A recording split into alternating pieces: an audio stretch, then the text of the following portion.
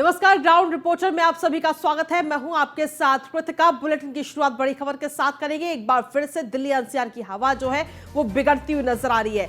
Delhi NCR में प्रदूषण से राहत नहीं मिल रही है। दिल्ली का औसतन एक्यूआई इस वक्त 339 दर्ज किया गया है। गुरुग्राम का औसत एक्यूआई 338 दर्ज किया गया। गाजियाबाद का 305, वहीं ग्रेटर नोएडा का 319 रिकॉर्ड दर्ज किया गया है।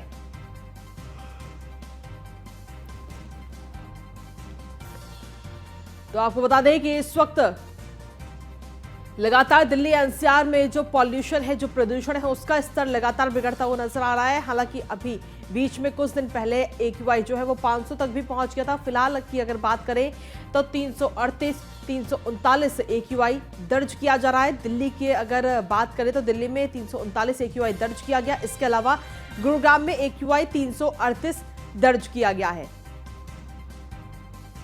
गाजियाबाद में 305 एक्यूआई दर्ज किया गया है। ग्रेटर नोएडा में 319 एक्यूआई दर्ज किया गया है। तो एक बार फिर से दिल्ली एनसीआर की जो आबो हवा है वो एक बार फिर से बिगड़ती हुई नजर आ रही है। तो ऐसे में पॉल्यूशन तो खूब सारा देखने को मिल रहा है, लेकिन इसका सॉल्यूशन का अभी तक कोई सॉल्यूशन इसका नहीं मिल रहा है।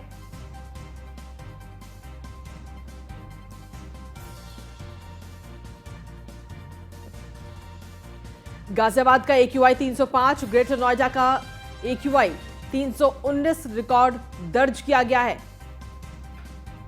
एनसीआर में जो प्रदूषण है वो एक बार फिर से बिगड़ रहा है।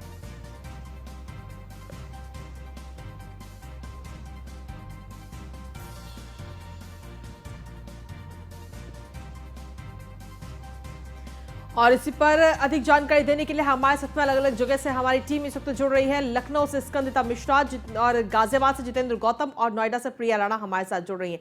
साथ ही बुलंदशहर से परविंदर लोधी भी हमारे साथ आपसे कुछ ही देर में जुड़ेंगे। सबसे पहले स्कंदिता, आपसे ही मेरा सीधा सवाल है कि किस तरीके से अगर लखनऊ की अगर बात करें तो वहां पर पॉल्यूशन की क्या कुछ स्थिति अभी है?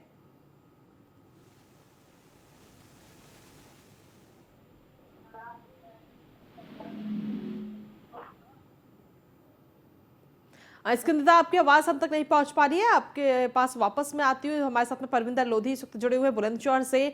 परविंदर, देखिए, बुलंदशहर की अगर बात करें तो दिल्ली एनसीआर से ही जुड़ा हुआ क्षेत्र है, तो ऐसे में वहां पर प्रदूषण के क्या कुछ हालात हैं अभी फिलहाल?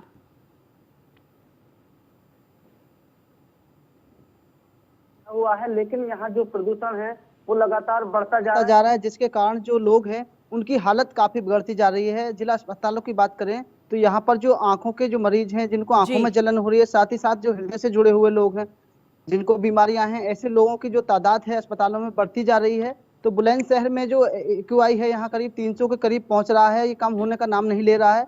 हालांकि जो खाना पूर्ति प्रशासन की तरफ से लगातार की जा रही है, लेकिन सबसे बड़ी जो कृति का वजह है वो ये है कि जो किसानों की जो अवशेष होती है उसको जो किसान जला देते हैं, बावजूद मना करने के बावजूद ये लगातार जलाई जा रही है। पराली है इसमें, और तमाम जो गन्ने का है जो उसकी पाती होती है उसको भी लगातार बुलंदशहर में जलाया जा रहा है। हालांकि जो प्रशासन है सैटेलाइट के माध्यम से ऐसे किसानों को चिन्हित करके उन पर कार्रवाई भी की जा रही है। अब तक बुलंदशहर में कई दर्जन किसानों पर जुर्माना भी लगाया गया है, लेकिन कहीं ना कहीं लोगों में अवेयरनेस की कमी भी इसको कहा जा सकता है। जिस तरीके से प्रशासन अपनी लाख प्रयास कर रहा है, उसके बावजूद भी जो किसान इस तरीके की हरकतों से बाज नहीं आ रहे हैं, जिसका जो खामियाजाना है तो जो तमाम जो आम जनता है उसको उठाना पड़ रहा है। बुलंदशहर में ये अब इस दौरान जो तमाम इस तरीके के जो लोग हैं उनको दिक्कतें को सामना भी करना पड़ रहा है। जी कृतिका। ठीक है, आपके पास वापस आते परविंदर। प्रिया राणा हमारे साथ जुड़ी हुई है नोएडा से। प्रिया, नोएडा की आबोहवा भी बेहद खराब स्थिति में है। 300 एक्यूआई यहाँ पर अक्सर पहुंचा रहता है, तो ऐसे में अभी तक क्या कुछ प्रशासन की तरफ से कदम उठाए गए हैं इसको कंट्रोल करने के लिए? जी कृतिका, बिल्कुल। देखिए, अगर आप देखेंगे पीछे की तस्वीरों में भी तो अभी भी जो विजिबिलिटी है बहुत कम नजर आ रही है। जो एक्यूआई अगर हम बात करें दिल्ली एनसीआर का तो पहले लगभग 500 के करीब पहुंच गया था।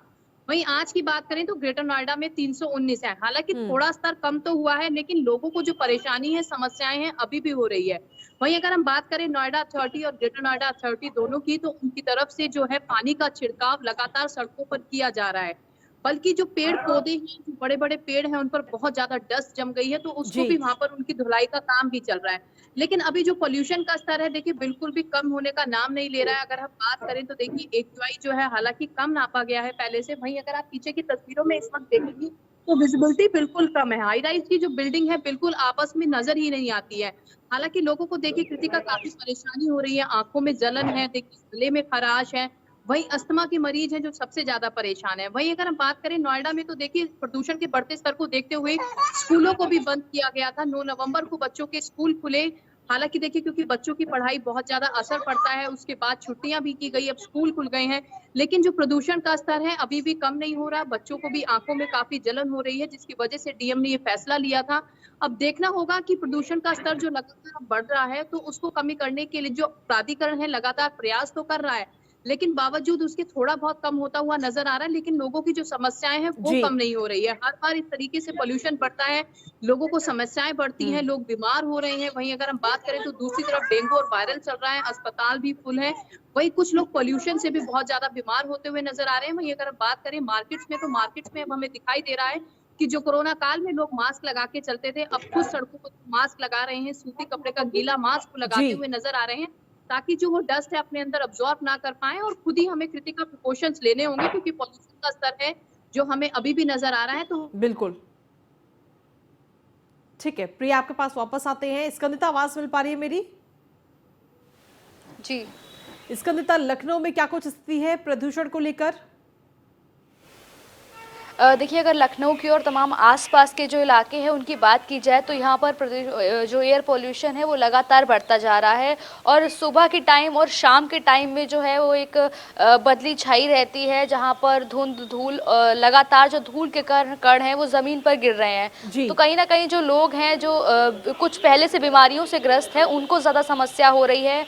और जो लगातार जो पानी के छिड़काव की बात की जा रही है और स्मोक एब्जॉर्बर के थ्रू भी जो है पॉल्यूशन को कम किया जा रहा है। कुछ लोग पर्सनल लेवल पे अपने घर के आसपास पानी का छिड़काव करके पॉल्यूशन को कंट्रोल करने में कोशिश कर रहे हैं। बाकी बड़े लेवल पे भी स्मोक ऑब्जर्वर से जो पॉल्यूशन है उसको कम करने की कोशिश की जा रही है, क्योंकि स्पेशली सुबह और शाम के टाइम में जो है हम जैसे आसमान में देखेंगे कि तो एक बदली सी छाई रहती है, लगातार जो धुंध है और धूल के कण हैं वो ज़मीन पर गिरते हैं, जिसकी वजह से लोगों के लिए काफ़ी ज़्यादा हानिकारक है।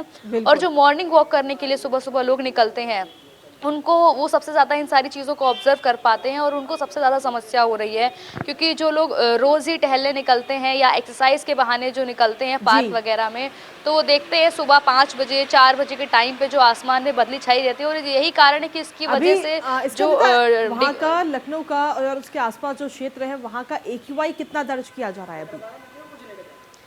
जी, इस वक्त का अभी आज का AQI 295 के करीब है। जो आज का AQI ऑब्जर्व किया गया है वो 294 है। इसके अलावा जो लगातार जो तापमान बढ़ रहा है, तापमान भी कल 15 था, आज 16 डिग्री के करीब है। और जो लोग हैं उनको काफ़ी ज़्यादा समस्या हो रही है। जैसे सुबह के टाइम में स्पेशली और शाम के टाइम में लोगों को ज़्यादा समस्या होती है, क्योंकि उसके बाद तो जैसे धूप निकल आती है तो जो पोल्यूशन है वो धीमे धीमे छट जाता है। लेकिन जो समस्याएँ हो रही हैं वो कहीं ना कहीं अपने आप में ये है कि हाँ, किसी तरीके से लोग जो पर्सनल लेवल पे कम कर पा रहे हैं वो वैसे भी कोशिश कर रहे हैं। इसके अलावा कुछ लोगों का कहना ये भी है कि जो लगातार गाड़ियां बढ़ रही हैं और जो सड़क पर जो धूल और जो गंद इकट्ठा होता है उसकी वजह से भी कहीं ना कहीं पॉल्यूशन है, तो उस पर भी कुछ कहीं ना कहीं कंट्रोल करने की ज़रूरत है। और ये एक पर्सनल लेवल से किया जा सकता है कि कैसे जो गाड़ियाँ हैं जो हर साल बढ़ाई दी जाती हैं उनकी वजह से भी कहीं ना कहीं ऐसा लग रहा है कि कम किया जा सकता है। चलिए आपके पास वापस आते हैं। परविंदर, बुलंदशहर में जो लोग प्रदूषण को बढ़ावा देने में सहभागिता कर रहे हैं, क्या उनके खिलाफ अभी तक कोई कार्रवाई प्रशासन की तरफ से की गई है? जी, निश्चित तौर पर कृतिका, देखिए जैसे बुलंदशहर की आबो हवा लगातार खराब हो रही है, उसके बावजूद लगातार जो बुलंदशहर प्रशासन ने कई बार किसानों को ये चेतावनी दी है, साथ ही साथ उनको इस तरीके से अवगत भी कराया गया है। साथ ही जिला प्रशासन ने खुद इसको लेकर, जो बुलंदशहर के कलेक्टर हैं CP सिंह, वो बेहद संजीदा हैं, लगातार वो बैठकें भी कर रहे हैं, तमाम आला अफसरों के साथ भी ये दिशा निर्देश उन्होंने दिए हैं कि इस तरीके की जो पराली है उस पर रोकथाम लगे। लेकिन किसान उसके बावजूद भी कृतिका बाज नहीं आ रहे हैं। तमाम ऐसी जगह देखने को मिली हैं जहां पर सैटेलाइट के माध्यम से प्रशासन ने कार्रवाई की है। हालांकि जो बुलंदशहर प्रशासन का दावा है कि आगे से जो इस तरीके की जो अवशेष है उसको जलाएंगे फसलों को, तो उन पर आगे फिर कड़ी कार्रवाई के भी जो जिला प्रशासन की तरफ से दिए गए हैं, लेकिन आम जन को इसमें समझने की जरूरत है कृतिका, क्योंकि जिस हिसाब से आज के जो आबो हवा है वो बेहद खराब हो चुकी है। ऐसे में जो तमाम लोग हैं उनको तमाम दिक्कतों का सामना करना पड़ रहा है। अस्पताल की तरफ जो ऐसे लोग हैं उनकी जो लगातार संख्या में इजाफा हो रहा है, तो ऐसे में कहीं ना कहीं जो किसान लोग हैं उनको भी समझना होगा। जो जिला प्रशासन ने लगातार बार बार किसानों से अपील भी कर रहा है कि किसान भाई इस तरीके से जो सावधान हो जाएं और इस तरीके से जो पराली है या तमाम जो गन्ने की जो पाती है या इसके अलावा कोई और अवशेष है उसको ना जलाएं, जिससे कि जो आमजन को इस तरीके की जो नुकसानदायक है वो ना हो पाए, उनका नुकसान ना हो पाए। जी कृतिका। ठीक है। प्रिया, क्या नोएडा में भी, क्योंकि कई जगह पर कूड़े के ढेरों को आग के हवाले किया जाता है जिससे कहीं ना कहीं प्रदूषण में इजाफा होता है। हालांकि अगर नोएडा की बात करें तो कई बार जब हम खुद वहां से निकलते हैं नोएडा के अंदर तो कई जगह पर स्मोक टावर भी और साथ ही पानी का छिड़काव पेड़ों पर, उनके अंदर और सड़कों पर किया जाता है ताकि प्रदूषण पर किसी भी तरीके से कंट्रोल किया जा सके। जी कृतिका, बिल्कुल। देखिए, जो कार्रवाई है वो प्रशासन की से अभी भी चल रही है। वहीं अगर हम बात करें स्मोक टावर की, तो लगातार जो पॉल्यूशन का स्तर बढ़ रहा था, वो जो स्मोक टावर बनाया गया था वो बंद था। हालांकि सभी लोगों ने खबर लगाई, उसके बाद मंत्री जी ने संज्ञान लिया, उसके बाद उसे चालू भी कर दिया गया है। लेकिन वहीं अगर हम बात करें ईंट भट्टों की जो ग्रेटर नोएडा साइड में बने हैं, उन पर भी रोक लगाई गई थी, उन्हें बंद किया गया था। लेकिन कुछ लोग हैं जो अभी चोरी से उस काम को कर रहे थे, जिसके लिए प्रशासन ने अपने कड़े कदम उठाए। वहां जाकर वो जागरूक लोगों को किया और वहां पर बंद कराया और बहुत सारे लोगों के चालान भी काटे गए। क्योंकि कृतिका, देखिए, साफ तौर पर ये आदेश दिए गए थे कि कोई भी कंस्ट्रक्शन साइट है, अभी जब तक कि जो प्रदूषण का स्तर है कम नहीं हो जाता तो उन पर रोक लगी है। लेकिन बावजूद जो बिल्डर है अपनी मनमानी यहाँ भी दिखाते हुए नजर आ रहे थे। लगातार कंस्ट्रक्शन का काम चल रहा था, वहां पर जो है प्रशासन के द्वारा उनके चालान काटे गए हैं। और अभी तो फिलहाल जो जमीनी स्तर पर नजर आ रहा है वो यही नजर आ रहा है कि कंस्ट्रक्शन साइट बंद है। वही जो प्राधिकरण है वो कड़े कदम उठा रहा है। जगह जगह पर अगर हम बात करें, जो देखिए एक मोटी मिट्टी की परत जो हमें सड़कों पर देखने के लिए मिलती थी, वहां पर भी सफाई अभियान जो है नोएडा प्राधिकरण के द्वारा चलाया जा रहा है। वहीं पानी का इस्तेमाल किया जा रहा है जिससे कि प्रदूषण का स्तर कम हो। क्योंकि देखिए, आशंका बताई जा रही थी कि बारिश होगी, बारिश होने से पोल्यूशन का स्तर कम होता हुआ नजर आएगा। हालांकि मौसम बना, उसके बावजूद भी कृतिका बारिश नहीं हुई है। तो देखिए, पोल्यूशन का स्तर अभी भी आप पीछे की तस्वीरों में देखेंगी तो एक जो कोहरे की चादर हम कहते हैं वो धुंध की चादर ना होकर एक प्रदूषण की चादर हमें नजर आ रही है, जिससे लोगों को काफी समस्याएं हो रही है। और प्राधिकरण अपने कदम जो है लगातार बढ़ा रहा है, को जागरूक भी कर रहा है। हालांकि बात की जाए तो ऑड इवन नंबर गाड़ियों की बात भी की जा रही थी कि अगर पोल्यूशन का स्तर घटता हुआ नजर नहीं आता तो जिस तरीके से दिल्ली सरकार ने गाड़ियों के ऑड इवन नंबर से गाड़ियां चलानी शुरू की थी, तो कुछ ऐसा ही नियम यहाँ पर लाया जाएगा। हो सकता है कि आने वाले टाइम में ऐसा नियम बने, क्योंकि देखिए पोल्यूशन का स्तर भले ही कम हो रहा हो लेकिन जो खत्म होता हुआ वो अभी नजर नहीं आ रहा है। जी कृतिका। जिस तरीके से अगर देखा जाए तो उत्तर प्रदेश में स्कूलों को लेकर भी फैसला लिया गया था, क्या बच्चों को अभी वापस स्कूल बुलाया गया है? जी कृतिका, देखिए जो स्कूल बंद हुए थे वो 9 तारीख से फिर से खुल गए हैं। बच्चों के स्कूल खोलना बहुत जरूरी था, क्योंकि देखिए बच्चों की लगातार छुट्टियां हो गई थी। पहले कोरोना काल में भी बच्चे जो पढ़ाई से हैं, जो ऑनलाइन क्लासेस ले रहे थे, देखिए फिर भी प्रशासन के द्वारा कदम उठाए गए। क्योंकि देखिए जो माता पिता हैं उन्होंने ये अपनी समस्या बताई कि बच्चों को परेशानी हो रही है, जिसकी वजह से स्कूल बंद किए गए थे। हालांकि स्कूल जो है दोबारा सुचारू रूप से शुरू कर दिए गए हैं। बच्चे स्कूल में तो जा रहे हैं, लेकिन कृतिका समस्याएं जो है अभी कम होने का नाम नहीं ले रही। क्योंकि देखिए सबसे नन्हे मुन्ने बच्चे हैं, उनकी आंखों में जलन हो रही है, अस्थमा के मरीज हैं, लोगों को गले में जलन है, आंखों में जलन है। तो लोग देखिए अपने आप ही खुद ही प्रिकॉशंस लेते हुए नजर आ रहे हैं। अपने घरों के आगे खुद ही पानी डाल लेते हैं, छिड़काव कर देते हैं, ताकि जो पोल्यूशन का स्तर है कम हो और जो धूल है उनके अंदर तक वो लोग कम अब्जॉर्ब कर पाए। जी कृतिका। चलिए, शुक्रिया आप तीनों का बहुत बहुत जानकारी देने के लिए तमाम। और इसी के साथ चलिए बुलेटिन में आगे बढ़ेंगे और अगली खबर का रुख कर लेते हैं मैनपुरी से, जहां पर चाचा शिवपाल के बयान के बाद से समाजवादी पार्टी के अंदर घमासान मचा हुआ है। मैनपुरी लोकसभा उपचुनाव में अब डिंपल यादव उम्मीदवार हो सकती हैं। हालांकि इससे पहले तेज प्रताप यादव के लड़ने की अटकलें लगाई जा रही थी, लेकिन अब डिंपल यादव को उम्मीदवार बनाया जा सकता है। ये बड़ी खबर आप तक पहुंचा रहे हैं।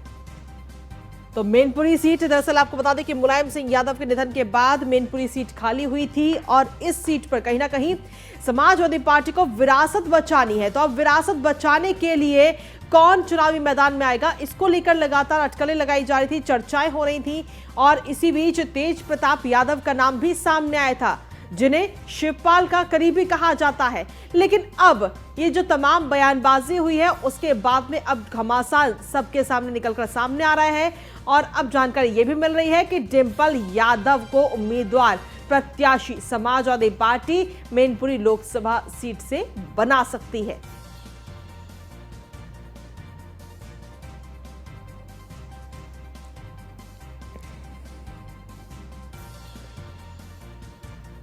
तो बड़ी खबर आप तक पहुंचा रहे हैं। अधिक जानकारी के साथ संवाददाता नदीम खान इस वक्त जुड़ गए हैं। नदीम, देखिए, समाजवादी पार्टी के अंदर जो अंदरूनी कलह है वो सुलझने का नाम नहीं ले रही है। पहले नाम चल रहा था तेज प्रताप यादव का कि उनको उम्मीदवार बनाया जा सकता है, और अब नाम आ गया है डिंपल यादव का। और सीधे तौर पर देखा जाए तो कड़ी चुनौती है समाजवादी पार्टी के सामने कि किसी भी तरह से समाजवादी पार्टी की जो विरासत है मैनपुरी सीट, उसे सपा के खाते में ही लाया जाए। अब उस विरासत को कौन बचाएगा, इस पर नामों की चर्चा लगातार चल रही है। देखिए, सबसे पहली बात जो है, आपस में सहमति नहीं हो पाई है, इसके कारण ये रोज रोज उठापटक हो रही है। और समाजवादी अपना गढ़ मानती है मैनपुरी को, इसलिए इसको जो किसी सूरत में खोना नहीं चाहती। इसी को लेकर ये सोच रहे हैं कि सबसे मजबूत कैंडिडेट कौन होगा, सबसे मजबूत कैंडिडेट कौन होगा। हालांकि पार्टी के अंदर भी जो शीर्ष नेतृत्व है, अभी उसने कोई ठोस फैसला नहीं लिया है। हालांकि सूत्र जो कहते हैं वो ये कहते हैं कि तेज प्रताप का नाम अब खत्म हो गया है और डिंपल यादव का नाम सबसे आगे आ गया है। तो इससे लगता है कि कहीं ना कहीं जो रोज उठापटक हो रही है, इससे लगता है आपस में सहमति नहीं बनी है, और आपस में जो चाचा के और भतीजे के जो संबंध थे वो भी अभी निकट नहीं हुए हैं। आपस में जो मतभेद है वो भी खत्म नहीं हुआ है, क्योंकि अगर मतभेद खत्म हो गया होता तो ये स्थिति क्लियर हो जाती और नाम की घोषणा कर दी जाती। हालांकि जो मेरे सूत्र कहते हैं वो आज उम्मीद है कि आज शाम तक जो है नाम पर मोहर भी लग जाएगी। कृतिका, लेकिन अगर जिस तरीके से देखा जाए तो जब मुलायम सिंह यादव का निधन हुआ था तो इस दौरान चाचा भतीजे की थोड़ी दूरियां कम होती हुई नजर आई थी, क्योंकि कैमरे के सामने लगातार जो रस्में थी, जो पूजा पाठ था, उसमें वो लगातार सामने थे। उस दौरान भी कोई बयानबाजी भी सामने नहीं आई थी। हालांकि इस दौरान एक बात जरूर सामने आई कि शिवपाल यादव ने कहा कि वो सही रोल का इंतजार कर रहे हैं। अब वो सही रोल का इशारा वो किस साइड था ये उन्होंने साफ नहीं किया। तो ऐसे में क्या ये सही रोल यही है मैनपुरी सीट का जो लोकसभा चुनाव होना है उस पर प्रत्याशी बनना? क्योंकि अगर चाचा को टिकट दे दी जाती है तो शायद मतभेद खत्म हो जाए। देखिए, चाचा कोई टिकट के लिए इतने इच्छुक नहीं है, ना इतने वो प्रयासरत है। चाचा का सिर्फ ये कहना है कि जो भी करो मुझे एक जिम्मेदारी देके मेरे हिसाब से मेरी सहमति से करो। हालांकि मैनपुरी जो लोकसभा का वही उपचुनाव है, जो ये इसमें जसवंतनगर विधानसभा जो इटावा जिले से आती है, इसकी बहुत बड़ी भूमिका होती है, क्योंकि जो मैनपुरी जिले की 4 विधानसभाएं, जिसमें 2 से और 3 से प्रत्याशी हारता है और जसवंतनगर से ही लीड लेके आता है, उसके बाद में वो जीत पूरी कर पाता है। और जसवंतनगर जो सीट है उसका आंकड़ा ये है, जसवंतनगर से सन 1978 से चाचा शिवपाल यादव विधायक बनते चले आ रहे हैं, और अगर वो न्यूट्रल भी हो गए या वो पक्ष में नहीं रहे तो ये बहुत बड़ा अंदर अपने आप में एक नुकसान पहुंचाने वाली बात सामने आ सकती है। तो इसलिए चाचा की जो भूमिका होगी वो किंग मेकर की भूमिका होगी। चाचा अगर साथ नहीं देंगे तो ये सीट कुछ भी कहना जल्दबाजी होगा। जी, यानी कि अगर चाचा का साथ नहीं मिला तो मैनपुरी सीट जो है वो जा सकती है समाजवादी पार्टी के पास से।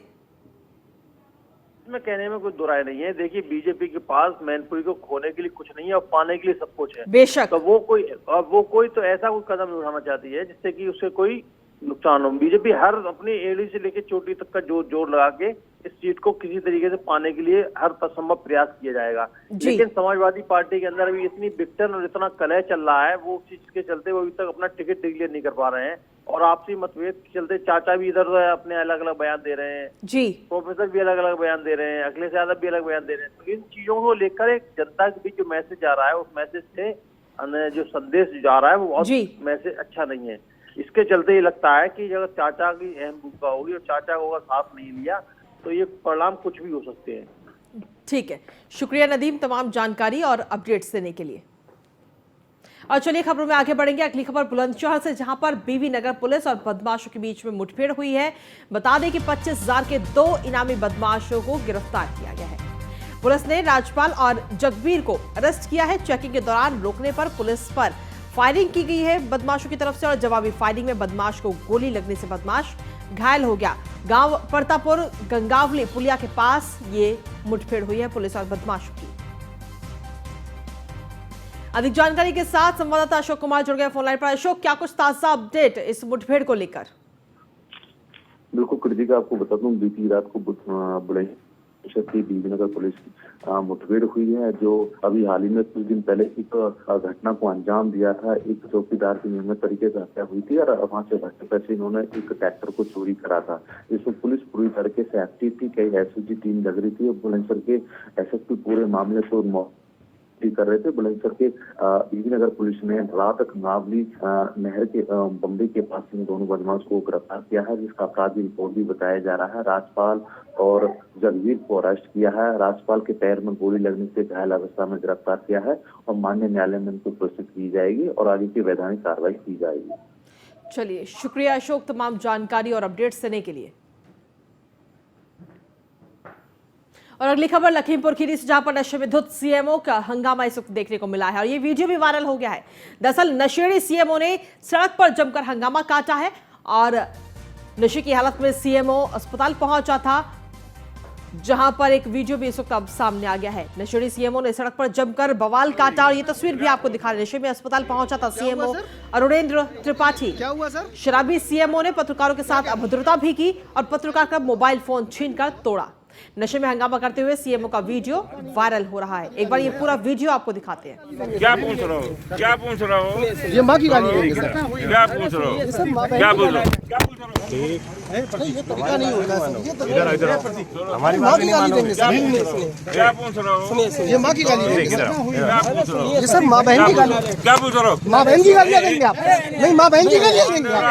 नहीं साहब, ये हम तो शराब के नशे में हो तो पढ़ते मोबाइल चल रहा है, ऊपर से मोबाइल फेंक रहे हो। और क्या कर सकता हूँ? नहीं, ठीक है, सारी व्यवस्थाएं। डॉक्टर साहब, क्या लगता है कि अगर कोई वाइन पिए है तो उसका मेडिकल चेकअप होना चाहिए क्या? किसका? क्योंकि कुछ लोग अभी जो एक्सीडेंट हुआ है, ड्राइवर जो वाइन पिए था उसका मेडिकल चेकअप होना चाहिए। बिल्कुल बिल्कुल होना चाहिए। काहे का? अरे काहे का होता है यार? और आपका सर व्यवस्था कर दीजिए किसी। तो न्यूज फॉर इंडिया इस वक्त सवाल उठा रहा है कि शराबी सीएमओ के जिम्मे में जिले की स्वास्थ्य सेवाएं हैं और ऐसे रवैये से क्या स्वास्थ्य व्यवस्था सुधर जाएगी? जो रवैया देखने को मिला है, ड्यूटी के दौरान सीएमओ ने आखिर शराब क्यों पी है? सीएमओ अरुणेंद्र त्रिपाठी, क्या सीएमओ को सरकार का कोई डर नहीं, सरकार की कार्रवाई का कोई डर नहीं? क्या उन्हें अपने दायित्व का कोई ख्याल नहीं है? ऐसे रवैये से स्वास्थ्य व्यवस्था क्या सुधर जाएगी? ड्यूटी के दौरान सीएमओ ने आखिर शराब क्यों पी और शराब पीने के बाद में वो अस्पताल पर पहुंचे और हंगामा करते हुए नजर आए, पत्रकार का मोबाइल भी फोड़ दिया। तो आखिर ऐसे में शराबी सीएमओ के ऊपर पूरे जिले की स्वास्थ्य व्यवस्थाएं कैसे दी जा सकती हैं? अधिक जानकारी के साथ अवध जायसवाल जुड़ गए फोनलाइन पर। अवध, देखिए, शराबी सीएमओ का जो वीडियो है वो जमकर वायरल हो रहा है, लेकिन सवाल यही है कि क्या ऐसे शराबी सीएमओ के ऊपर पूरे जिले की स्वास्थ्य सेवाएं दे रखी हैं जो खुद का ख्याल नहीं रख पा रहा? देखिए कृतिका, ये बड़े दुर्भाग्यपूर्ण घटना है जिस तरीके से जो स्वास्थ्य महकमे के मंत्री हैं ब्रजेश पाठक को डेंगू और मलेरिया के कहर से लोगों को बचाने के लिए जिस तरीके से अनुनय विनय कर रहे हैं और लोगों से मीटिंग कर रहे हैं कि कहीं न कहीं स्वास्थ्य विभाग के कर्मचारी डेंगू और मलेरिया के कहर से लोगों को बचाएं। लेकिन लखीमपुर खीरी के जो सीएमओ हैं अरुणेंद्र कुमार त्रिपाठी, इनका जो है वीडियो वायरल हो रहा है, साफ तौर पर ये जाहिर कर रहा है कि जो सीएमओ है वो स्वास्थ्य सेवाओं के प्रति कितना जिम्मेदार है। यह बीती देर रात की घटना है जब एक अंडर ट्रेनिंग सीओ जो है सीओ प्रवीण कुमार वो एक्सीडेंट की दुर्घटना में घायल हो जाते हैं और सीएमओ जो अरुणेंद्र त्रिपाठी है मौके पर निरीक्षण के लिए पहुंचते हैं।